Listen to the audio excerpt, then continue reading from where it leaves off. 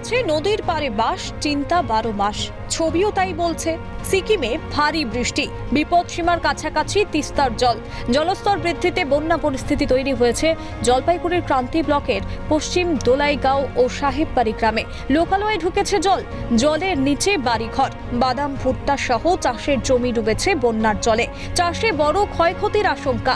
ভেলায় করে যাতায়াত করতে হচ্ছে মানুষজনকে। ব্লক প্রশাসন এবং পঞ্চায়েতের পক্ষ থেকে পানীয় জল ও শুকনো খাবারের ব্যবস্থা করা হয়েছে। বাঁধের উপর তৈরি করা হয়েছে অস্থায়ী ছাউনি। সেখানে আশ্রয় নিয়েছে প্রায় একাধিক পরিবার। জলের স্রোত বেশি থাকায় ফাটল দেখা দিয়েছে নদী বাঁধেও। সেগুলি মাটি পাথর দিয়ে ভরাট করা হচ্ছে। চিন্তায় ঘুম উড়েছে বাসিন্দাদের।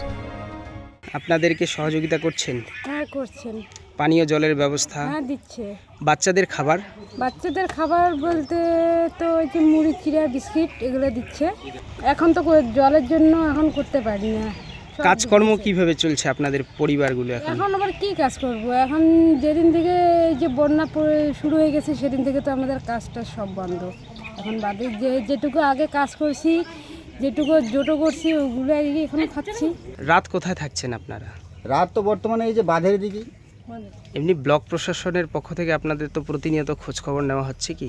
খোঁজ খবর তো অবশ্যই আসতেছে, ভিতরে আসতেছে, ভিতরে চলে যাচ্ছে। এই বাঁধের কাজ শুরু হয়েছে? বাঁধের কাজ এখনও কি, বাঁধ মানে আমাদের মেন বাঁধ যেটা আছে ওইটা তো কাজ চলতেছে। আচ্ছা, সেই বড় বন্যাটা হয়েছে, বড় বন্যা থেকে কাজ চলতেছে। পরে আবার আপনার এদিকে যে পশ্চিমে যে ফরেস্টের সাইড দিয়ে একটা বাঁধের একটা আবেদন ছিল, সেটা কিন্তু মানে এখনো সেটা পাওয়া যায়নি।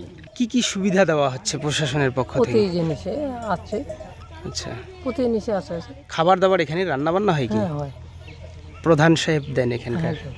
আশ্রয় কোথায় নিয়েছেন? বাঁধের উপরে? কত পরিবার হতে পারে এখানে? 50-60টা পরিবার নাকি? আচ্ছা। ঘটনাস্থল পরিদর্শন করেন ক্রান্তি পঞ্চায়েত সমিতির সভাপতি। ভবিষ্যতে স্থায়ী সমাধানের জন্য পরিস্থিতি খতিয়ে দেখেন তিনি। আমরা প্রশাসনিক দিক থেকে সচেতন রয়েছি যাতে মানুষরা সুরক্ষিত থাকে। তার জন্য এখানে সরজমিনে দেখে আমরা পরিস্থিতি খতিয়ে দেখছি আগামী দিনে পার্মানেন্ট কোনো সুবন্দোবস্ত করা যায় কিনা। প্রত্যেক বছরই বন্যার জলে প্লাবিত হয় এলাকা, তবে তৎপর রয়েছে ব্লক প্রশাসন। ত্রাণের ব্যবস্থা করা হয়েছে, পাশাপাশি পরিস্থিতির দিকে নজর রাখা হচ্ছে। জলপাইগুড়ি থেকে তিতাস পালের রিপোর্ট, ক্যালকাটা নিউজ।